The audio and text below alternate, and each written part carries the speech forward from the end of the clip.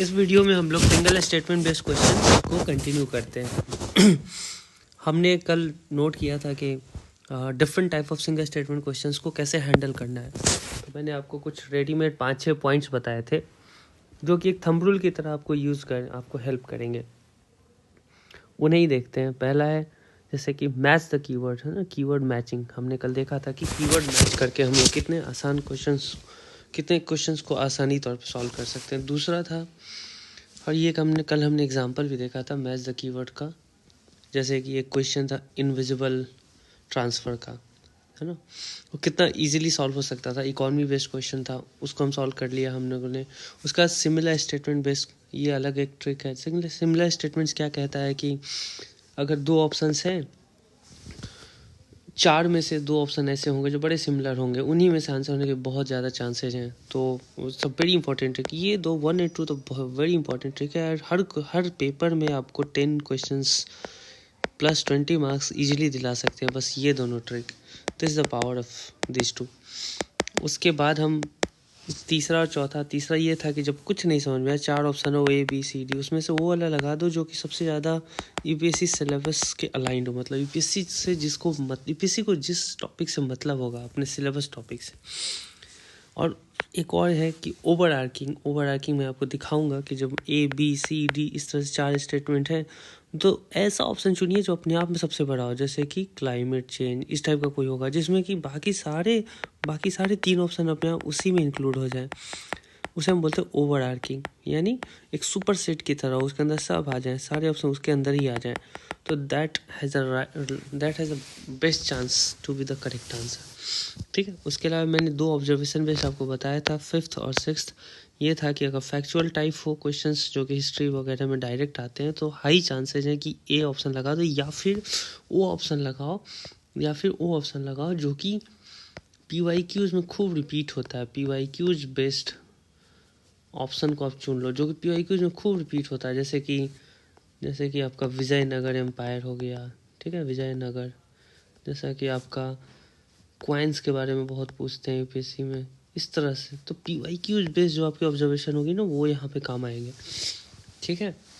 और एक लास्ट है 6th। ये बहुत ही अच्छा है, कॉन्सेप्चुअल टाइप का क्वेश्चन हो। जनरली इकोनॉमिक्स में हम देखते हैं ये इकोनॉमिक्स में कि कॉन्सेप्चुअल टाइप जो होते हैं इकोनॉमिक्स में बहुत दिखेगा आपको, इको में। ठीक है। इसमें लंबे स्टेटमेंट्स होंगे और एंड में जाके A B C D, mostly D option में जाकर आपको आंसर देगा, क्योंकि वो चाहता है कि आपके पेशेंस को टेस्ट करे कि आप इतने लंबे कल हो के आर्टिकल्स पढ़ पाओगे, कल हो के आपको सब कुछ साइन करना पड़ेगा। तो they are testing you on that. ठीक है। इस पर हम लोग आगे बढ़ते हैं। ठीक है। Now let's start with the questions जो कल जहाँ से हमने छोड़ा था। ठीक है। हम क्वेश्चंस को स्टार्ट करते हैं। हमने कल किया था 26 नंबर पर। नेक्स्ट 1 लाइनर जो है वो है 29। तो देखो 29 मैंने बताया था कि 29, देखो प्रीवियस ईयर क्वेश्चंस का यही कमाल है। ये प्रीवियस ईयर क्वेश्चन है, ये 2021 में उन्होंने पूछा था। ठीक है। उससे पहले उन्होंने 2019 में भी गलत करवाया था बहुत लोगों से, 2021 में करवाया था। ठीक है। ये घुमा कर पूछ लेते हैं। इसका बस एक ही मतलब है कि देखो, नॉर्दर्न हेमिस्फीयर में लॉन्गेस्ट डे कब होती है, हम हमेशा जानते हैं कब होती है, 21 जून को। ये तो हम सुनते ही रहते हैं 21 जून को। और नहीं भी तो पिछले ही साल उन्होंने पूछा था, इसी को ट्विस्ट करके पूछा था। 2019 में उन्होंने पूछा था कि कब, आर्कटिक और अंटार्कटिक के बेसिस पे पूछा था उन्होंने। ठीक है, कि कब ज़्यादा हॉराइजन लंबा होगा। तो ये बहुत सिंपल है। ठीक है। तो उस मोस्ट ऑफ द रिपीटेड ही है ये सारे क्वेश्चंस। और अगर कुछ नहीं पता, बस ये पता हो कि भाई 21 जून को तो होती है लंबी रात, तो second half of month of June हो गया खत्म। आगे तो इसमें 2 मार्क्स मिल गए हमें इजी के। नेक्स्ट हम देखते हैं 29 के बाद जो 1 लाइनर है, दैट इज वो है आपका 35 नंबर। देखो 35 नंबर पूछा है क्यूबिट का मतलब बताइए। मैंने आपको बताया था क्यूबिट, मैंने आपको बताया था कीवर्ड मैच कर लो। कुछ नहीं समझा ना, ऐसे जो डबल कोट में दिए रहते हैं ना कीवर्ड, उन्हें मैच कर लो। तो क्यूबिट का मतलब पूछा है कॉन्टेक्स्ट में। क्यू से क्या क्वांटम नहीं लग रहा है ना। हो गया, आंसर आ गया। ठीक है। +2 मार्क्स मिल गए हैं यहाँ पे। ठीक है। नेक्स्ट हम देखते हैं जो कि 1 लाइनर है। ये बहुत अच्छा क्वेश्चन है। ठीक है। काफ़ी सच में काफ़ी अच्छा क्वेश्चन है, बेहतरीन क्वेश्चन है। न्यूज़ में भी था मीडिया में चल रही थी ये बात। देखो ये बात हमेशा ध्यान में रखनी है, टॉक्ड अबाउट इन मीडिया, और हमारी मीडिया क्या बात करती है, बड़ी बड़ी बातें करती है, तो गेस करने में बड़ी आसानी होगी आपको अगर वो आप सोच पाएंगे तो।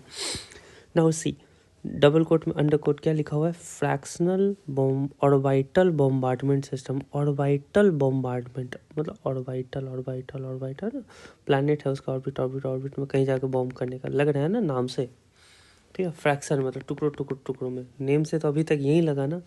अब विल सी की कौन सा ऑप्शन ज़्यादा, मैंने को बताया था कि डेप्थ वाले ऑप्शन में जाइएगा, क्योंकि अगर वो आपसे पूछना चाह रहा है कॉन्सेप्चुअल टाइप तो स्टार्टिंग में नहीं दे देगा, हाई चांसेस स्टार्टिंग में नहीं देगा, आपको डेप्थ में जाना पड़ेगा, A B D तक जाना पड़ सकता है, ठीक है। तो नाउ लुक इनटू दैट। ये बोल रहा है कि सबसे पहले हम देखते हैं कि, ठीक है, और एक तो वो है कि हम कीवर्ड मैच करके बनाएंगे, दूसरा हम क्या है सिमिलर स्टेटमेंट दो खोज लेंगे, उनमें से चुन लेंगे, वो भी आंसर हो सकता है, ठीक है। और ये मैंने डी वाला ऑप्शन बताया कि लेट तक जाओ, DC इन सब में से कोई होगा, तो बहुत सारे ट्रिक है इसको सॉल्व करने के। हम देखते हैं क्या लगेगा। देखो पहला इसमें देखते हैं, पहले को जल्दी पढ़ लेंगे। Launch into the space to counter the asteroid. Media इतनी एस्टेरॉयड वगैरह से कंसर्न नहीं रहती है, मीडिया में कोई फ़र्क नहीं पड़ता। Spacecraft lands on another planet after making several reminder. Media को इन सबसे कोई मतलब नहीं कि स्पेसक्राफ्ट चला गया, ये सब नासा इसरो काम है। Next, missile is put into a stable orbit around the earth and D orbits it over target on earth. ये इंपॉर्टेंट लग रहा है। हम आजकल चाइना का बहुत सुनते हैं, China has prepared, US has prepared. एक मिसाइल को भेजेंगे, एक और अर्थ के अराउंड एक ऑर्बिट में कहीं फिक्स कर देंगे, और जब मन होगा उसको एक टारगेट पर छोड़ देंगे, ऐसे ऐसे ऐसे है ना, ऑर्बिट में कहीं से भी उस जगह पे लॉन्च करेंगे। मतलब क्या होगा, स्पेस वॉर का हम सुनते रहते हैं, हमारी मीडिया इन्हीं सब हमको दिखाते रहती है, तो हाई चांस कि हम ये आंसर लगा सकते हैं। We can go with this. Missile को हवा में ऑर्बिट में छोड़ दो, जब मन हो एक पर्टिकुलर टारगेट पर ड्रॉप कर दो, ठीक है। तो this is a probable, this C is probable. D को देखते हैं, spacecraft moves along a comet along the same speed and place. तो हमारी मीडिया को इससे मतलब नहीं, कॉमेट पे जाके रखा, एस्टेरॉयड पे जाके रख दिया, ठीक है।